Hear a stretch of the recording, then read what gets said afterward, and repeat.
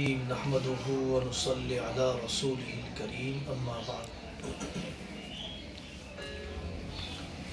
ہر میدان میں یہ بات کہی جاتی ہے کہ جو روزانہ اپنا ہوم ورک کرنے والے ہوتے ہیں وہی اپنے کمال کا سفر باقی رکھتے ہیں۔ قناعت کا مزاج نہ ہو، میں نے جتنا پڑھ لیا کافی ہے، جتنا عمل کر لیا کافی ہے، جتنا مطالعہ کر لیا کافی ہے، جتنے فنون میں نے پڑھ لیے کافی ہے، جتنے شخصیتوں سے میں نے ملاقات کر لی کافی ہے۔ قناعت زوال کی ابتدا ہے۔ آدمی کو اپنے علم میں اور عمل میں جب قناعت آ جاتی ہے تو اس کا زوال شروع ہو جاتا ہے۔ آپ کے علاقے کے طلباء علماء امتیازی رہتے ہیں، بہت اچھی عبارت پڑھتے ہیں، بہت قابل رہتے ہیں، لیکن آگے علمی سفر کو باقی رکھنے کی کوشش کرنا چاہیے، تحریری کام کو باقی رکھنا چاہیے، پڑھانے کے نئے تجربات، نحو کے پڑھانے کا نیا تجربہ، صرف کے پڑھانے کا نیا تجربہ، تحفیظ کا نیا تجربہ۔ نیا اس لیے نہیں کہ صرف نیا ہے، نیا اس لیے کہ وہ مفید ہے، نیا اس لیے کہ ناظم صاحب نے پسند کر لیا، نیا اس لیے کہ موجودہ زمانے کی نفسیات اور طبیعت کے مطابق ہے، طلباء کے لیے زیادہ قابل ہضم ہے۔ قناعت نہیں ہونی چاہیے۔ یہ بہت بڑی مصیبت محسوس ہو رہی ہے اہل علم کی زندگی میں، بہت بڑا فکری لقوہ محسوس ہو رہا ہے۔ لقوہ، جسم کو لقوہ لگ جاتا ہے، فالج ہو جاتا ہے تو جسم ناکارہ ہوتا ہے۔ فکر کو لقوہ لگ گیا ہے، سیاسی موضوعات سے آدمی گزر رہا ہے لیکن سیاست کے مبادیات بھی پڑھنے کے لیے تیار نہیں ہے، فون کے ویڈیوز میں مصروف ہے۔ غزہ کا واقعہ چل رہا ہے، 1 سال سے زائد وقت ہو گیا۔ کتنے اہل علم ہیں جنہوں نے بیت المقدس کو پڑھا، جنہوں نے بلاد شام کے فضائل کو پڑھا، جنہوں نے واقعتاً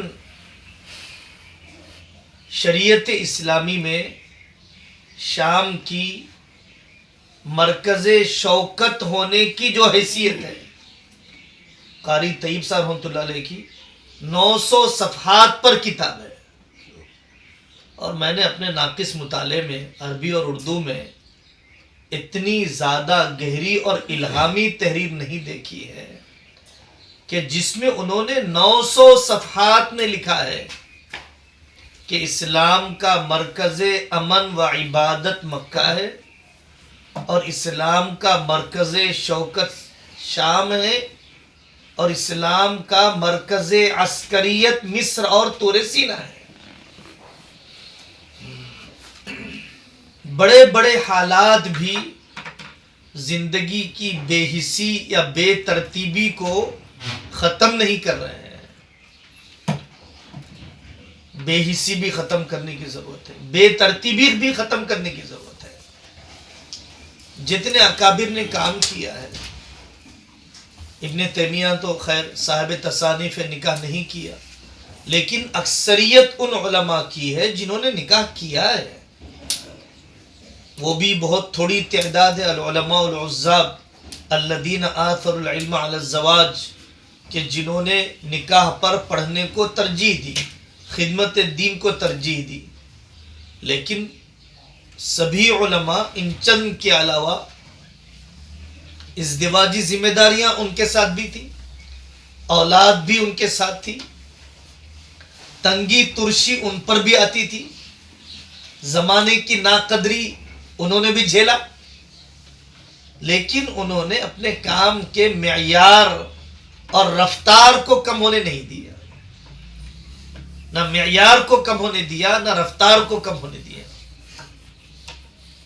تدریس کو تحریک بنانے کی ضرورت ہے، تدریس کو تحریک بنانے کی ضرورت ہے۔ طالب علم میرے پاس روزانہ 1 گھنٹہ بیٹھتا ہے، 40 منٹ بیٹھتا ہے، کچھ تو اللہ کی معرفت کی چنگاری لگے، کچھ تو عشق الہی کی آگ بھڑکے، کچھ تو خدمت دین کا جذبہ پیدا ہو، تہذیب اور اخلاق سے متعلق اس کی زندگی میں کسی پہلو کی طرف توجہ دہانی تو کی جائے، عالمی اور ملکی حالات بتا کر اس کو تیار کیا جائے۔ آپ ان طلباء کو ہلکا نہ سمجھیے، ان طلباء کو ہلکا نہ سمجھیے، یہ تو دیہاتی ہیں، یہ تو کم عمر ہیں، یہ کیا کریں گے؟ الیاس صاحب رحمۃ اللہ علیہ واقعتاً بہت صاحب عزیمت اور وسیع نظر، وسیع صدر قسم کے آدمی تھے۔ وہ فرماتے تھے کہ عام مسلمان کو پکڑ کر بھی اس سے کہو کہ تم پورے عالم کے ذمہ دار ہو، تو کیا ایک عالم عالم کا ذمہ دار نہیں ہے؟ آپ پڑھیے، یوسف قرضاوی ہے، ہمیں مصر جانا ہوا، 55 دن تھے ہم۔ تنتا ایک گاؤں کا نام ہے، قرضا ایک گاؤں کا نام ہے۔ شام کے جتنے بڑے بڑے علماء کی فہرست آپ سنتے ہیں، شام کے چھوٹے چھوٹے گاؤں سے ان کا تعلق ہے۔ یمن کے جن علماء کا آپ نام سنتے ہیں، چھوٹے چھوٹے گاؤں سے ان کا تعلق ہے۔ اعظم گڑھ کے جن علماء کا آپ نام سنتے ہیں، چھوٹے چھوٹے گاؤں سے ان کا تعلق ہے۔ تو ان کا گاؤں سے منسوب ہونے نے، گاؤں کا باشندہ ہونے نے ان کی قوت عمل کو بیکار نہیں کر دیا، ناکارہ نہیں کر دیا۔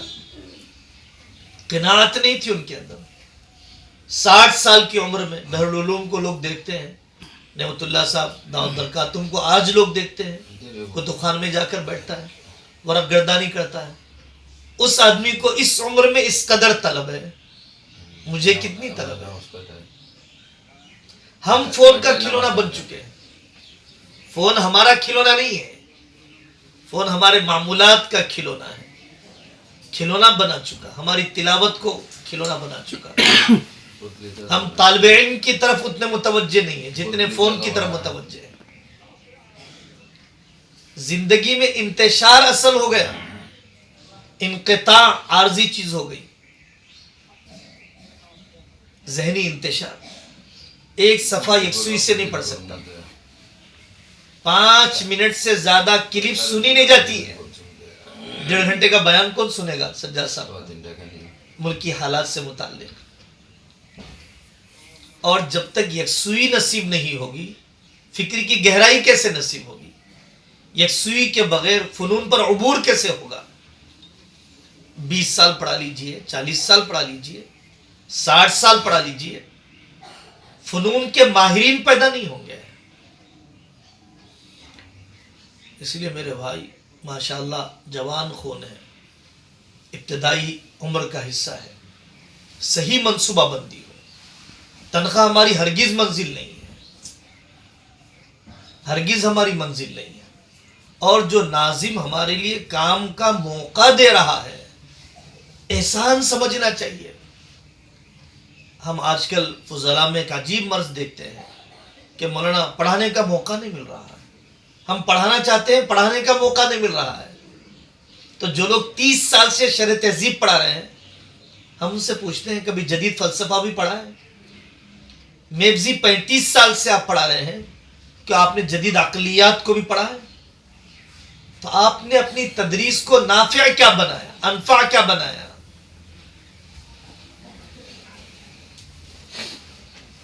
آسان نہیں ہے 4 بچوں کو جمع کرنا، آسان نہیں ہے مالیاتی انتظام کرنا، آسان نہیں ہے اغنیا کی چوکھٹوں پر اپنی غیرت کو ذبح کرنا، آسان نہیں ہے مہینے کی تنخواہ بر وقت ادا کرنا۔ انتظام کوئی شوق میں کوئی ناظم نہیں اپناتا ہے، وہی جانتا ہے راتیں کیسے گزرتی ہے، وہی جانتا ہے مہینے کی ایک تاریخ تنخواہ دینے والے کے لیے کیسے گزرتی ہے، تنخواہ لینے والے کے لیے کیسے گزرتی ہے. دیے گئے موقع کی قدر کرنا چاہیے. آدمی جب دیے گئے موقع کی قدر کرتا ہے، اپنے ذمہ دار کو مطمئن کرتا ہے، اللہ تبارک و تعالی ماتحت میں اگر یہ وصف ہو، ذمہ دار کے حالات بھی اللہ بدل دیتے ہیں. اعمالکم عمالکم، مستفتی کی وجہ سے مفتی کی فکر بدل جاتی ہے. کبھی مرید کے اعمال کو دیکھ کر بھی شیخ کی توجہ ہو جاتی ہے. کبھی ہمارے حضرت ایک مرتبہ ایک علاقے میں گئے تو ہوائی جہاز کو ایک جگہ سے دوسری جگہ دھکیلنے کے لیے چھوٹی سی گاڑی آتی ہے، لے جاتی ہے. کہا بھائی کبھی چھوٹے بھی بڑوں کو سنبھالتے ہیں. تو پہلی بات میں نے آپ سے عرض کیا کہ علمی عملی قناعت نہیں ہونی چاہیے. اور دوسری بات میں نے عرض کیا کہ اللہ تبارک و تعالیٰ نے اور ادارے کے ذمہ داروں نے جو کام کا موقع دیا ہے، ان مواقع کی پوری قدردانی ہونی چاہیے، اپنے ذمہ دار کی اطاعت کرتے ہیں. اللہ تعالیٰ حضرات کی محنتوں کو بہت قبول فرمائے. کہ عمر کے اس حصے کو اللہ تعالیٰ آپ کے ذریعے سے پورے علاقے میں رونق درس بھی عطا فرمائے، بافیض بھی بنا دے. آپ کے ذریعے سے علم نافع کا چشمہ اللہ تعالیٰ اس علاقے میں جاری فرمائے.